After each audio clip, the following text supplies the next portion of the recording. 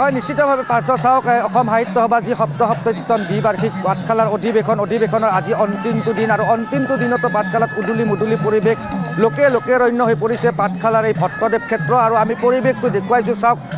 যথেষ্ট সংখ্যক লোকৰ সমাগম হৈছে এক প্ৰকাৰ জনসমুদ্ৰত পৰিণত হৈছে এই যি অসম সাহিত্য সভাৰ সপ্তম দ্বিবাৰ্ষিক অধিৱেশনস্থলী আমি দেখুৱাইছোঁ চাওক যথেষ্ট সংখ্যক লোক আৰু লোকৰ সমাগম হৈছে যিসকল সাহিত্য অনুৰাগী আছে সাহিত্য অনুৰাগীসকলে ভিৰ কৰা পৰিলক্ষিত হৈছে আমি দেখুৱাইছোঁ আৰু আজি অন্তিমটো দিন আৰু কেইটামান মুহূৰ্তৰ পিছতে এই যি অধিৱেশনৰ সামৰণি পৰিব আৰু ইতিমধ্যে পাঠশালাৰ যি ভট্টদেৱ ক্ষেত্ৰ আছে ভট্টদেৱ ক্ষেত্ৰত জনসমুদ্ৰত পৰিণত হোৱা দেখা গৈছে আমি দেখুৱাইছোঁ আৰু ৰাতিপুৱাৰ পৰাই যিহেতু আমি প্ৰতিটো প্ৰান্তৰ বাতৰি আমি দেখুৱাই আছিলোঁ আমাৰ দৰ্শকসকলক আৰু এই মুহূৰ্তত যি মুখ্য প্ৰৱেশদ্বাৰ আছে মুখ্য প্ৰৱেশদ্বাৰৰ সন্মুখত আমি উপস্থিত আছোঁ আৰু উপস্থিত থাকি পৰিৱেশটো দেখুৱাইছোঁ চাওক কিদৰে লোকাৰণ্য হৈ পৰিছে এক প্ৰকাৰ জনসমুদ্ৰত পৰিণত হোৱা বুলি ক'ব লাগিব ভট্টদেৱ ক্ষেত্ৰত আৰু আমি উল্লেখ কৰিছিলোঁ প্ৰায় 1100 বিঘা মাটিত 1100 বিঘা মাটি সামৰি এই ভট্টদেৱ ক্ষেত্ৰত এইবাৰ অসম সাহিত্য সভাৰ সপ্তম দ্বিবাৰ্ষিক অধিৱেশনৰ আয়োজন কৰা হৈছিল আৰু 5 দিনীয়াকৈ এই যি অধিৱেশন আয়োজন কৰা হৈছিল 31 জানুৱাৰীৰ পৰা 4 ফেব্ৰুৱাৰীলৈ আৰু আজি অন্তিম দিনৰ পৰিৱেশ আমাৰ দৰ্শকসকলক পোনপটীয়াভাৱে দেখুৱাইছোঁ চাওক লোকাৰণ্য হৈ পৰা পৰিলক্ষিত হৈছে আৰু আমি মন্তব্য ল'বলৈ চেষ্টা কৰিম কেইবাগৰাকীও লোক আছে সাহিত্য সভালৈ আহি আছে দাদা ক'ৰ পৰা আহিছে আমি অভয়াপুৰীৰ পৰা আহিছোঁ সাহিত্য সভাৰ এই যি অধিৱেশন চাবলৈ আহিছে ইতিমধ্যে দেখিবলৈ পাইছে জনসমুদ্ৰত পৰিণত হৈছে পাঠশালাৰ ভট্টদেৱ ক্ষেত্ৰ হয় বহুত ভাল লাগিছে এবাৰ প্ৰথম আহিছোঁ আগতে তেনেকুৱা পোৱা নাছিলোঁ এইবাৰ জনসংখ্যা দেখা পাই বহুত ভাল লাগিছে আমাৰো ইয়াত আহি এতিয়া ভিতৰলৈ চাওঁ কেনেকুৱা লাগে পৰিৱেশবিলাক খুবেই ভাল হ'ব যেন পাইছোঁ বাকী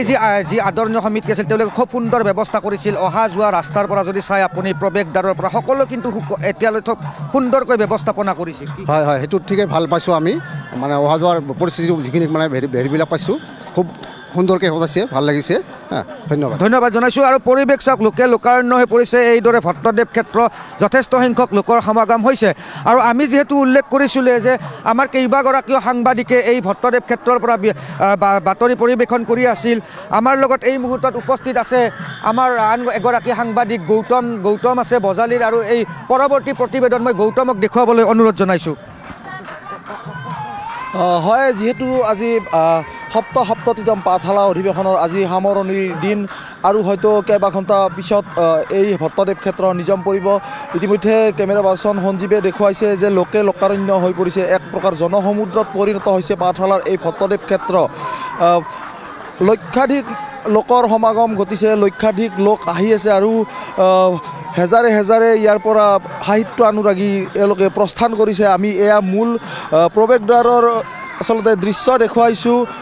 ভট্টদেৱ ক্ষেত্ৰত 31 জানুৱাৰীৰ পৰা যি অসম সাহিত্য সভাৰ সপ্তম অধিৱেশন আৰম্ভ হৈছিলে আৰু এই পাঠশালাৰ এই ভট্টদেৱ ক্ষেত্ৰত ইতিমধ্যে যি গ্ৰন্থমেলাই হওক বা প্ৰদৰ্শনী মেলাই হওক বা বিজ্ঞান মেলাই হওক জনগোষ্ঠীয় গাঁৱে হওক প্ৰতিটো যি আচলতে বিভাগ আছে ইয়াত সকলোতে সাহিত্যানুৰাগী ব্যক্তিৰে ভৰি পৰিছে আমি ইয়াৰ পৰা উভতি থকা কিছু ব্যক্তিৰ আমি আচলতে মনৰ কথা জানিবলৈ চেষ্টা কৰিম দাদা ক'ৰ পৰা আহিছে মই পাঠশালা কেনেকুৱা লাগিলে সাহিত্য ভাল কি ইয়াত গ্ৰন্থমেলাত গ'লে নাই ঠিকে আছে এতিয়া মানে অসমীয়া ভাষা সংস্কৃতি ৰক্ষাৰ কাৰণে যোনটো হ'ব লাগে এনেধৰণে হৈছে আৰু কি ক'ব পাঠশালা সাহিত্য বা এইবাৰ ব্যতিক্ৰম বুলি সকলোতে চৰ্চা হৈছে কি ক'ব তাৰমানে কথা হ'ল মই তেনেকুৱা সাহিত্য সভাত মই গৈ পোৱা নাছিলোঁ পাঠশালাত হোৱাৰ কাৰণে মই মানে এইবাৰ আহিছোঁ চাবলৈ হয় আপোনাক ধন্যবাদ জনাইছোঁ যে আপোনালোকে দেখিবলৈ পাইছে বাইদেউ ক'ৰ পৰা আহিছে আমি সৰ্থেবাৰীৰ পৰা আহিছোঁ কেনেকুৱা লাগিলে পাঠশালা লাগিছে ভাল লাগিছে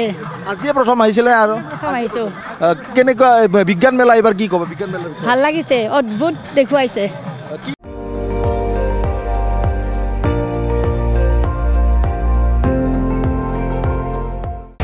আপুনি চাই আছে ND24 সৰ্বশ্ৰেষ্ঠ নহয় সৰ্বোত্তমৰ দৌৰ